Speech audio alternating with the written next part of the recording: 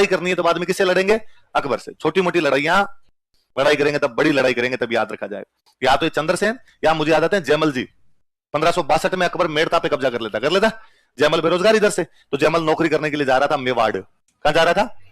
रास्ते में जिस रास्ते से होके जा रहे थे वहां जंगल था बहुत भयंकर, 40-50 आदमी थे जयमल के साथ, और 40-50 डाकुओं ने घेर लिया। डाकू चारों तरफ से, डाकुओं ने जो माल मत्ता रख दो यहाँ पे चुपचाप। और जयमल जी के सेनापति ने जयमल जी की तरफ देखा और जयमल जी को देखे कहा कि अठैग बठे, अठैग यहां या वहां, अठैग बठे। और जयमल जी ने कहा बठे। और जैसे जयमल जी ने कहा बठे, सारे सैनिकों ने अपने हथियार डाउन किए, अपने जेब में जो भी पैसे थे वो निकाले और चुपचाप चल पड़े वहां से। वो डाकू ने कहा रुक रुक रुक भाई, तू रुक एक बार रुक यार, तुम 40 लोग थे, हम 40 लोग थे, यदि तुम लड़ाई करते हमसे तो हो सकता है तुम जीत भी जाते, और ढंग के बहादुर लोग लगते हो, और यार हमारे एक धमकी में सब कुछ छोड़ के चल पड़े, कोई बार्गेनिंग भी नहीं की तुमने। और फिर ये क्या बोले थे तुम आपस में? जयमल जी ने कहा छोड़, तू तेरा क्या लेना देना इसे, तू तेरा माल मता संभाल रवाना। उसने नहीं यार ये बात बता के जाऊं। जयमल जी ने कहा मेरे सेनापति ने पूछा यहां लड़ना है कि मेवाड़ जाके लड़ना है? अठैगे लड़ाई ये लड़नी है या लड़ाई अकबर के खिलाफ मेवाड़ में जाके लड़नी है? मैंने कहा वो, वरना जंगल में मोर नाचा किसने देखा? इन डाकुओं को सबको मार देंगे यहां पे हम। मैं जयमल ने कहा उस डाकू को कि यदि हम लड़े तो हमारा एक भी नहीं मरेगा, तुम सबको मार देंगे। क्या फर्क पड़ता है इससे? अकबर के मारेंगे, युगों युगों तक याद किए जाएंगे कि अकबर के खिलाफ जयमल मेड़तिया लड़के आया था। इसलिए जिंदगी की लड़ाइयां बड़ी होनी चाहिए। ये जो तुम देते हो ना ग्राम सेवक पटवारी, तो जिंदगी ये है, लेब असिस्टेंट का एग्जाम दूंगा सर, कंप्यूटर अनुदेशक का दे के आ रहा हूं, तो अठ है। या तो ये छोटी छोटी चिंदी चोरियां कर ली जाए या फिर बड़ी लड़ाई लड़ ली जाए।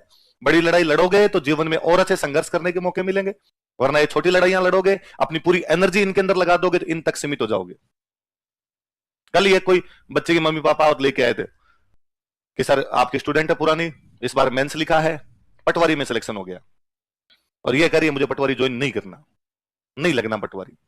सर आप बताओ क्या करवाना चाहिए? वेरी गुड, ऐसे डिसीजन कौन कौन ले पाता है? नहीं करना ज्वाइन। सर आगे नहीं हुआ तो पटवारी के भरोसे कौन सी जिंदगी कट रही है? पहले से क्यों मान के चला जाए कि नहीं होगा तो? फिर तो पैदल चलते हुए एक्सीडेंट हो जाए तो हेलमेट लगा लगा के चलते हो गया। जिंदगी बड़ी यार, जो होगा देखा जाएगा। ऐसे डरिंग डिसीजन भी कितने लोग ले पाते हैं कि नहीं करनी छोटी मोटी नौकरियां, लगेंगे तो RSIS लग जाएंगे, नहीं लगेंगे तो और देखेंगे, जब होगा तब का तब देखेंगे।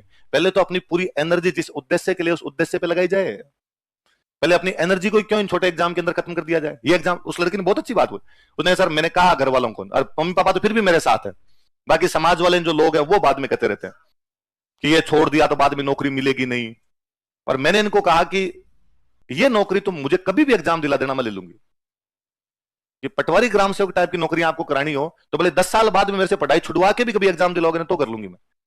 पर सर RS वाली तो बाद में तैयारी नहीं हो पाएगी ढंग से, उसके लिए तो पूरा डेडिकेशन के साथ ही देना पड़ेगा। बात तो तुम्हारी सही है सर, मैं ज्वाइन नहीं करूंगा। वेरी गुड, तुम जयमल जी हो, तुम जानती हो कि लड़ाई अठे करनी है या बठे करनी है। लड़ाई वो है तो आप लोग भी ये चिंदी चोरी वाला एग्जाम मत भरा करो रे।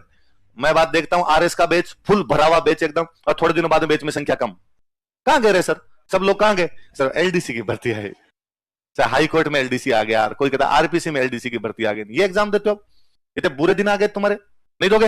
अरे कई बाद में कहते हैं बीएड, उनका तो मेरे और नहीं समझ में आया कि कोई बीएड कैसे कर सकता है। वो बात देता रीट, तो मैं ये बचे तुम्हारे पास अब रीट जैसे एग्जाम। दुनिया में कुछ भी बनना लेकिन मास्टर नहीं बनना है।